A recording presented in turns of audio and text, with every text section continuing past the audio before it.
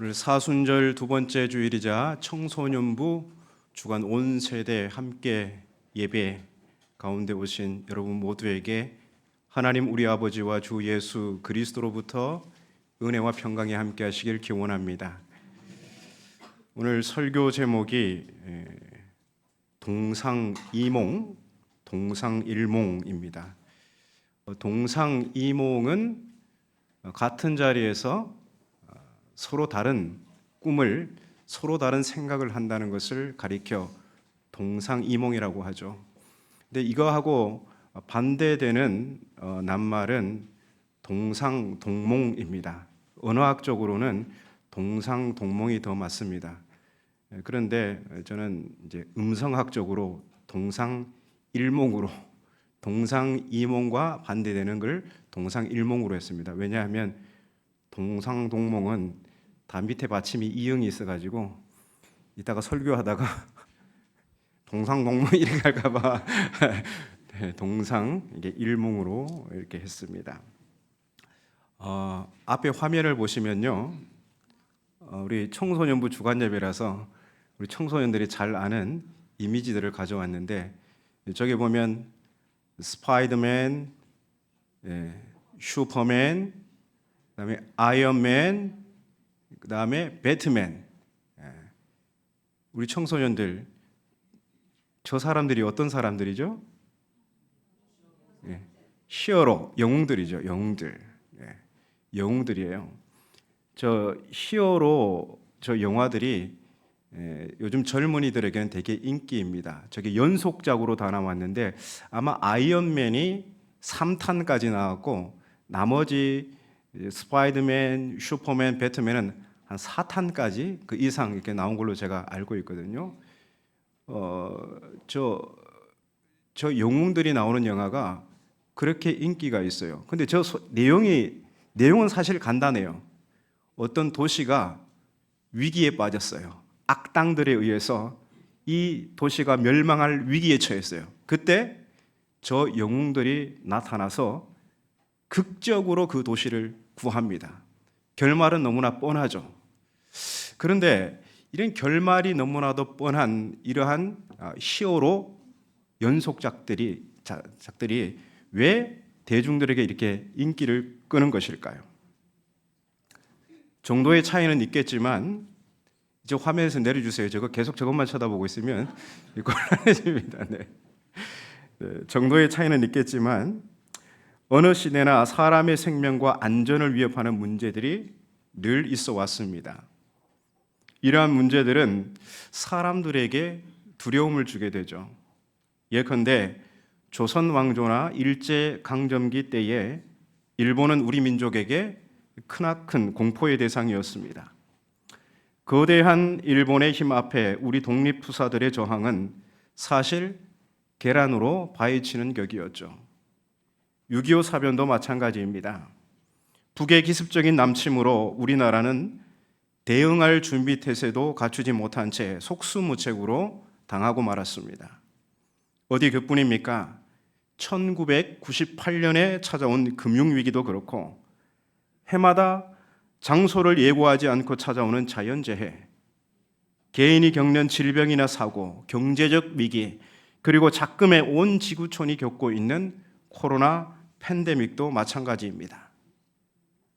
과학과 의학, 그리고 정신적 문명이 발전하고 큰 진보를 이루었지만 인간은 여전히 눈에 보이지 않는 바이러스 하나 제대로 통제할 수 없는 나약한 존재입니다. 그래서 불가항력적인 문제 앞에서 인간은 극적인 해결사를 기대합니다. 하지만 현실에서는 이런 영웅들을 거의 찾아보기 어렵습니다. 그래서 사람들은 영화라는 가상적 공간에서라도 대리 만족하고 싶은 것이죠.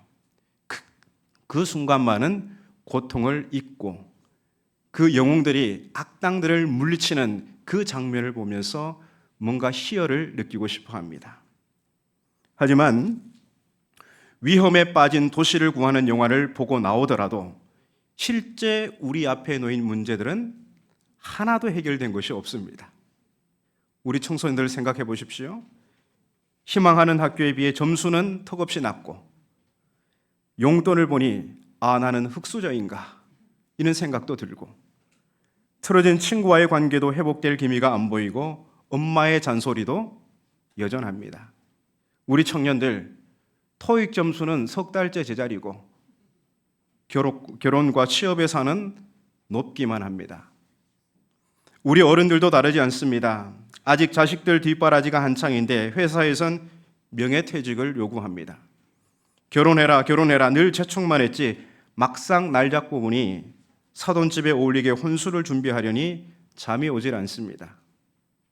소화가 제대로 되지 않아 내시경을 했는데 조직검사 결과 설마 했던 일이 현실로 벌어지고 맙니다. 이외에도 우리 인간은 끊이지 않는 크고 작은 문제들을 만나게 됩니다.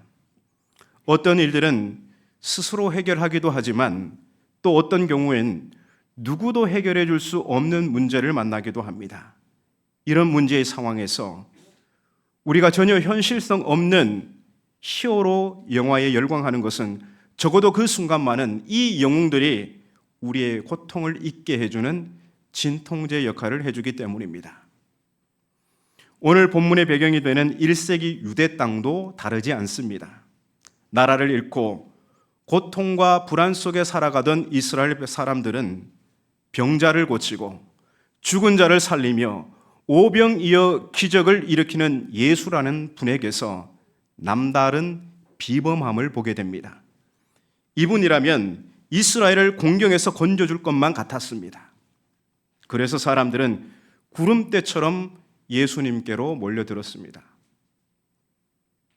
예수님의 권위 있는 말씀을 듣고 있으면 예수께서 병자를 치유하시고 5천 명을 먹이시며 죽은 자를 일으키시는 현장을 보고 있으면 금방이라도 새날이 올 것만 같았습니다.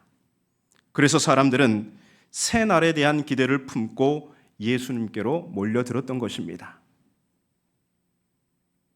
그러면 예수님은 과연 그들의 영웅이 되어주셨을까요?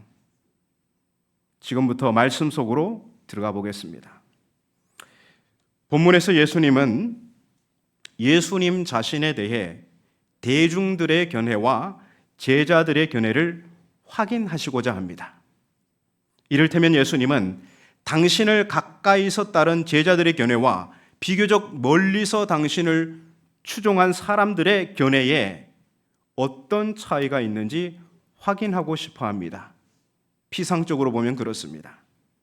예수께서 제자들에게 물으십니다. 사람들이 나를 누구라 하느냐? 제자들이 대답합니다.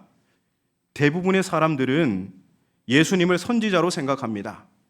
어떤 이들은 세례 요한이라고 하고 또 다른 이들은 엘리야라고 합니다. 또 일부는 콕 집어 누구라고 말할 수 없지만 위대한 선지자 중 하나라고 생각합니다. 그게 대중들의 견해입니다. 사람들이 예수님에 대해서 가지고 있는 공통적인 견해는 예수님은 위대한 선지자다라는 것입니다. 이제 예수님은 제자들의 견해를 물으십니다. 그러면 사람들이 나를 그렇게 생각하는데 너희는 나를 어떻게 생각하니? 베드로가 대답합니다. 당신은 그리스도이십니다. 아마도 베드로의 이 대답은 제자들 모두의 생각이었을 것입니다. 왜냐하면 예수님은 제자들 모두를 대상으로 질문하셨고 그 질문에 베드로가 대답했을 때 제자들 중 누구도 이 일을 제기하지 않았기 때문입니다. 이렇게 보면 예수님에 대한 사람들의 견해와 제자들의 견해는 분명 차이가 있습니다. 사람들은 예수님을 선지자로 보지만 제자들은 그리스도로 봅니다. 역시 예수님을 가까이서 따르는 보람이 있습니다. 그런데 이어지는 예수님의 말씀이 예상 바뀝니다. 우리 30절을 함께 읽겠습니다. 이에 자기의 일을 아무에게도 말하지 말라 경고하시고. 자, 여기서 자기의 일이란 그리스도의 일 혹은 그리스도의 사역을 가리키는 것입니다. 그러니까 예수님은 베드로가 예수님을 그리스도라고 고백하니까 예수님은 그리스도의 일, 그거를 아무에게도 말하지 말라고 하신 거예요. 마치 베드로가 그리스도의 일을 분명히 알고 있는 것으로 전제하고서 예수님은 그 그리스도의 일을 아무에게도 말하지 말라고 하십니다. 그러면서 곧바로 그리스도의 일이 무엇인지 드러내놓고 밝히십니다. 우리 31절을 함께 읽겠습니다. 시작. 인자가 많은 고난을 받고 장로들과 대제사장들과 서기관들에게 버림받아 죽임을 당하고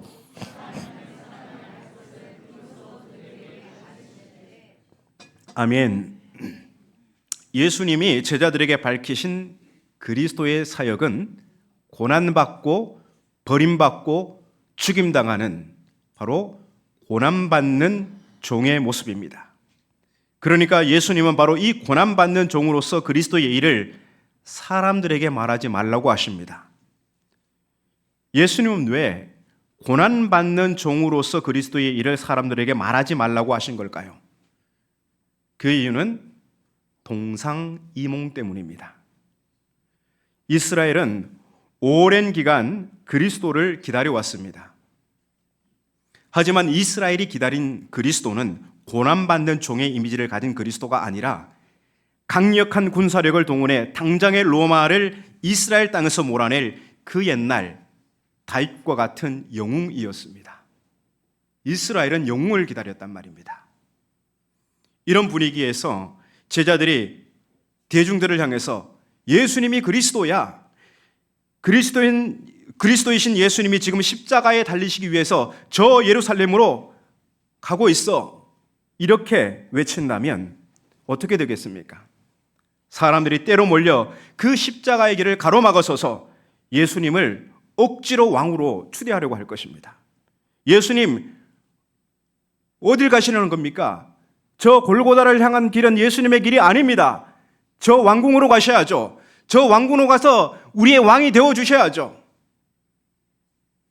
그렇게 대중의 저항에 부딪힐 것이기 때문에 예수님은 제자들에게 그리스도의 일을 말하지 말라고 한 것입니다. 그런데 예상 밖에도 이러한 저항은 예수님을 그리스도로 고백한 제자들에게서 가장 먼저 부딪히게 됩니다. 예수께서 고난받는 종으로서 그리스도의 일을 드러내시니까 베드로가 예수께 저항합니다. 드러내놓고 이 말씀을 하시니 베드로가 예수를 붙들고 항변하며, 예수님은 제자들이 다른 사람들과는 달리 예수님을 그리스도로 고백해서 처음으로 숨겨오고 숨겨왔던 그리스도의 일이 무엇인지를 드러내셨어요. 야, 그래도 제자들은 다르네. 나를 그리스도로 고백하네. 그래서 고난받는 종의 이 그리스도의 일을 드러내셨습니다. 하지만 예수님을 그리스도로 고백하는 제자들이 예수님을 선지자로 고백하는 사람들과 다른 게 전혀 없었단 말입니다. 오히려 이후에 펼쳐지는 이야기를 보면 제자들은 자신들이 예수님의 최측근이라고 해서 더 높은 자리를 두고 서로 다투고 경쟁합니다. 제자들은 끝까지 고난받는 종으로서의 그리스도의 일을 인정하려고 하지 않습니다. 예수님을 따라 예루살렘에 올라가지만 동상이몽으로 예수님을 따라갑니다. 제자들은 예수님과 늘 같은 자리에 있었지만 서로 다른 꿈을 꾸고 있었습니다. 우리는 여기서 고백이 전부가 아니라는 것을 알 수 있습니다. 참 제자는 예수님을 입술로 고백하는 것으로 결정되는 게 아니라는 것입니다. 참 제자는 동상일몽으로 예수님을 따라가는 사람입니다. 우리가 예수 믿지 않는 사람들과 다른 결정적인 차이는 예수님을 그리스도로 고백하느냐에 있는 것이 아니라 예수님과 같은 길 위에서 같은 곳, 그 한 곳을 바라보고 동행하느냐에 달려 있습니다. 예수님은 갈릴리 3년의 사역을 마치고 이제 고난받는 종으로 저 예루살렘 길을 오르려고 하는데 제자들은 예루살렘 길을 출세길로 생각하고 있습니다. 그래서 예수께서 그리스도의 사역이 고난받는 종이라고 밝히니 베드로는 그것만은 반드시 막아야 했습니다. 주여 그리 마옵소서. 이 일이 결코 죽게 미치지 아니하리이다. 결코.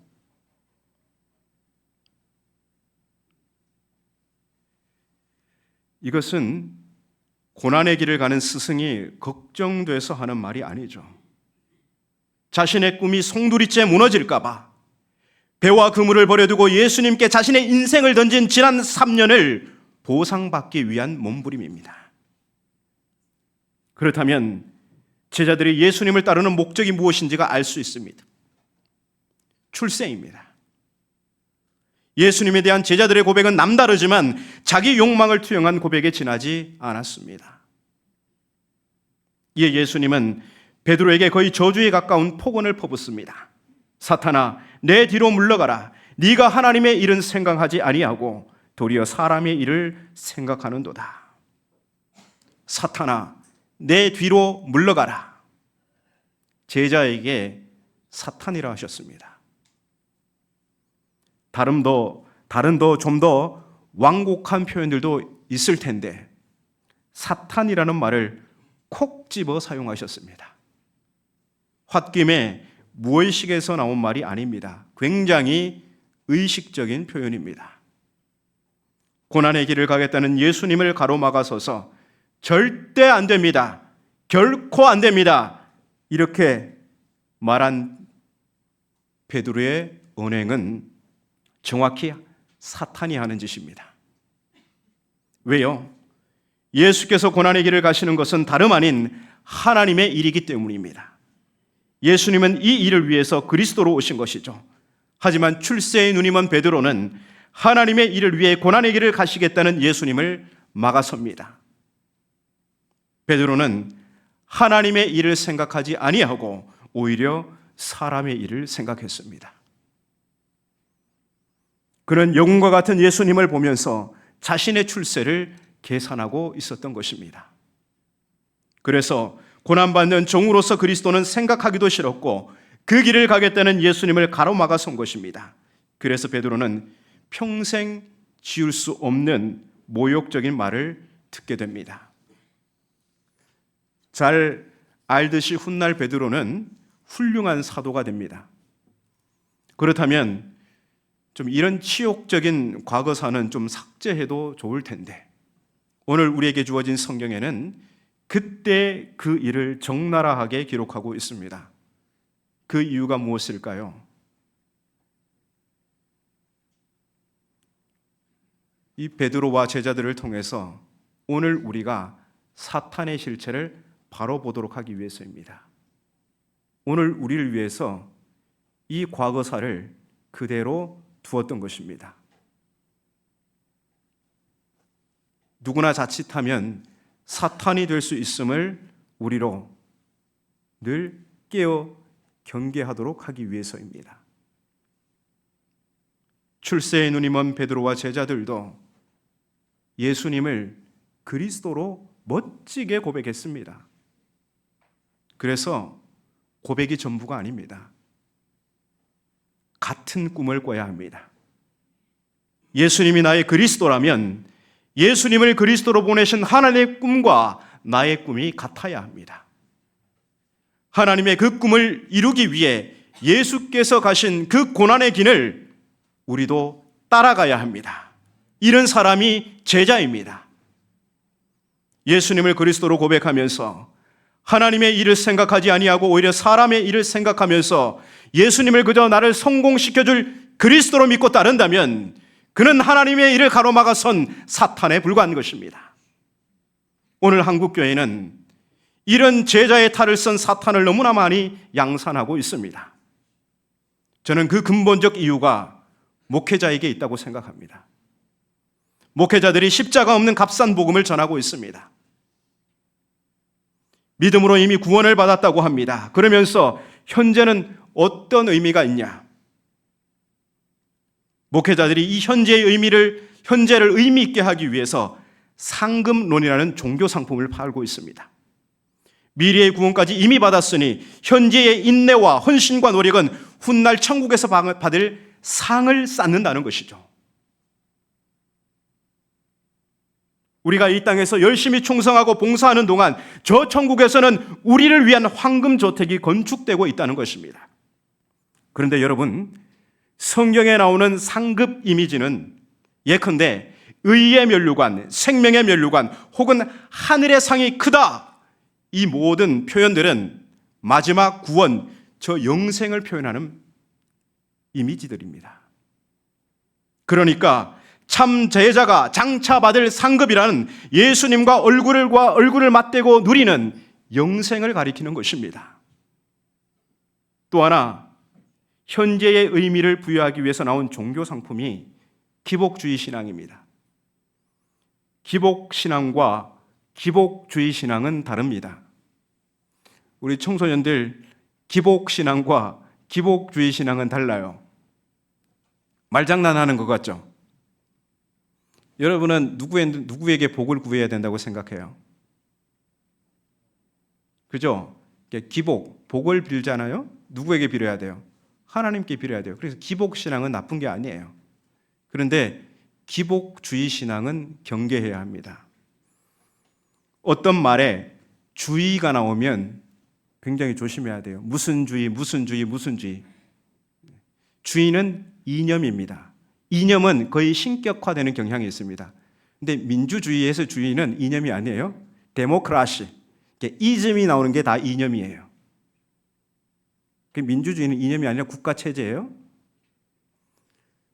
그런데 이 이념은 거의 신격화되는 경향이 있어요. 그래서 주의라는 말 대신에 중심을 넣어서 읽으면 좀 더 이해하기 쉽습니다. 기복 중심 신앙. 기복 중심 신앙은요, 그리스도 중심적인 신앙이 아니라 그리스도를 통해 자신의 목적을 탐닉하는 신앙입니다. 다시 말하면 자기 중심적 신앙, 곧 자기 욕망을 하나님으로 섬기는 우상 숭배입니다. 지금 제자들의 모습이, 이 성경의 제자들의 모습이 그렇습니다. 그리스도를 통해서 자기 욕망을 탐닉하는 신앙입니다. 여러분, 십자가의 삶이 없이 미래의 영광은 없습니다. 십자가는 우리로 하나님의 일을 생각하게 합니다. 그래서 우리의 삶에서 십자가를 놓아버리면 우리는 사람의 일을 생각하게 되고, 그래서 사탄의 하수인이 되어 하나님의 일을 가로막는 죄를 범하고 맙니다. 십자가는 그저 나의 죄를 씻어주고 얼마든지 죄를 지어도 언제든지 달려가면 해결되는 교리의 대상이 아닙니다. 십자가는 인격입니다. 십자가는 우리로 하나님의 꿈을 함께 꾸고 저 영광스러운 소망까지 인도하는 동반자입니다. 그래서 예수님께서 말씀하셨죠. 누구든지 나를 따라오려거든 자기를 부인하고 자기 십자가를 지고 나를 따를 것이니라. 자기 십자가를 지고 갈 때 그곳에 예수님이 계십니다. 그래서 십자가를 내팽개치고 주님 없이 산 삶의 결과는 참담합니다. 우리 38절을 함께 읽겠습니다. 시작. 누구든지 이 음란하고 죄 많은 세대에서 나와 내 말을 부끄러워하면 인자도 아버지의 영광으로 거룩한 천사들과 함께 올 때에 그 사람을 부끄러워하리라. 아멘. 이 말씀에서 부끄러워한다는 것은 모른 채 한다는 것입니다. 나 너 몰라.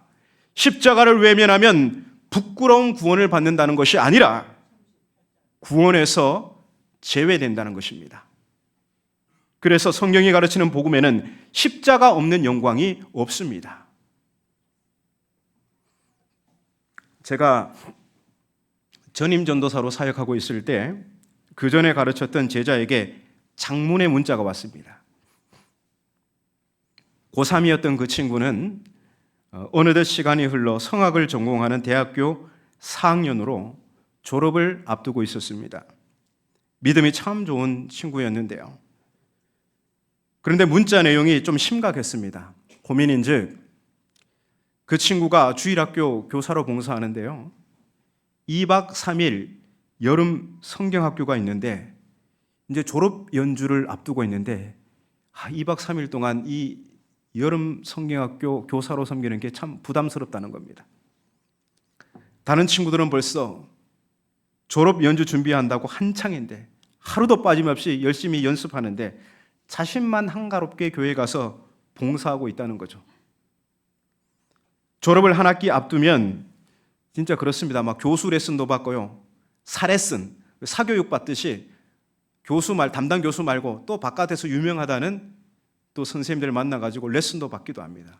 그리고 뭐 마스터 클래스라고 하는 또 이렇게 훈련 프로그램 이런 데 또 참석해서 또 열심히 준비합니다. 그리고 목 관리도 철저히 해야 하죠. 졸업 연휴 때 망치면 안 되니까요. 그런데 2박 3일 여름 성경학교를 하면 연습도 못하고 그 애들하고 뛰놀고 막 말하다 보면 목청을 높이고 해야 되니까 목도 다신다는 거죠. 손해가 이만저만이 아닌 거예요. 저는 그 친구를 이해했습니다. 공감도 해주었죠. 저도 비슷한 과정을 겪어보았기 때문입니다. 그러나 한 가지 사실을 얘기해 주었습니다.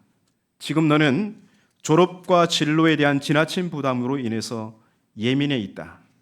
그리고 사레슨을 일주일에 2번씩이나 받고 매일 연습량을 보니까 노래에 대한 욕심이 참 많은 것 같다.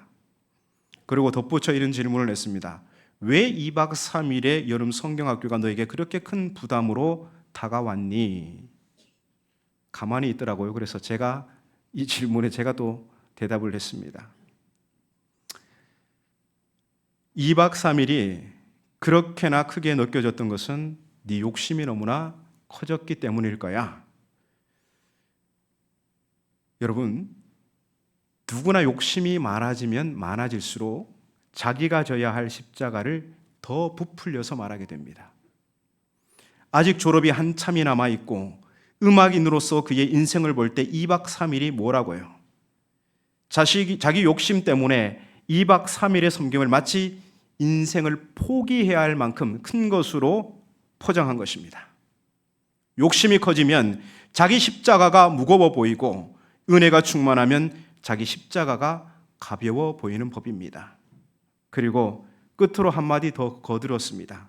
내가 널 아는데 너 만약 성경학교 때 교사 안 하면 네 안에 있는 신앙의 양심이 너를 괴롭혀서 더 힘들어질 거다. 차라리 휴가라고 생각하고 그 주는 레슨 받지 말고 아무 생각도 하지 말고 그냥 정신줄 놓고 교사로 마음껏 즐겨라. 그러면 오히려 네 마음이 편안하고 앞으로 남은 졸업까지 기쁜 마음으로 공부할 수 있을 거다. 그러니까 맞아요. 이렇게 맞아요. 이렇게 여학생이었는데요. 여학생 맞아요. 이렇게 대답을 하더라고요. 욕심이 내 마음을 사로잡으면 지금 내가 지고 있는 십자가가 너무나 커 보입니다. 마치 주님이 지신 십자가나 되는 것처럼 부풀려서 말하게 되죠. 지금 이 십자가가 마치 내 인생을 망치는 해로운 것으로 말하게 됩니다. 하지만 틀림없는 것은 십자가는 축복입니다. 우리를 위해 자기 생명을 내어주신 주님께서 각자 자기 십자가를 지라고 하신 이유가 무엇이겠습니까? 우리를 향하신 예수님의 사랑을 신뢰한다면 십자가는 틀림없는 축복입니다. 내가 진 십자가는 때때로 거추장스럽고 무겁지만 때론 원수의 화살을 막아주는 방패가 되기도 하고 때론 인생의 깊은 골짜기를 만날 때 다리가 되어주기도 하며 내가 진 십자가를 통해 믿지 않는 우리 가족이 우리 이웃이 주님께로 돌아오는 생명의 역사가 나타나기도 합니다. 그러므로 십자가는 축복입니다. 우리는 모두 예수님을 그리스도로 고백하며 따라갑니다. 여러분은 동상이몽으로 주님을 따라가십니까? 아니면 예수님과 같은 꿈을 꾸며 그분을 따라가십니까? 여러분이 그리스도로 고백하는 예수님은 여러분이 필요할 때면 언제든지 달려와 문제를 해결하는 초특급 영웅이십니까? 아니면 세상에 생명을 주기 위해 하나님이 보내신 고난받는 종이십니까? 여러분은 왜 주님을 따라가십니까? 기도하겠습니다. 하나님, 사순절 2번째 주일을 보내는 우리 함양교회 온 세대가 예수님과 같은 마음을 품고 예수님과 같은 곳을 바라보며 생명의 길을 걷게 하옵소서. 십자가를 거추장스럽게 내 인생을 힘들게 하는 그런 것으로 보지 않게 하시고 십자가는 틀림없이 축복이다. 나를 위해 생명을 내어주신 주님께서 그 십자가를 지라 하셨으니 이는 반드시 축복이다 라는 믿음을 가지고 사순절 두 번째 주간 이 한 주간도 주님을 따라 묵묵히 생명길을 걷는 우리 모든 함양교회 성도들 되게 하옵소서. 예수님의 이름으로 기도하옵나이다. 아멘.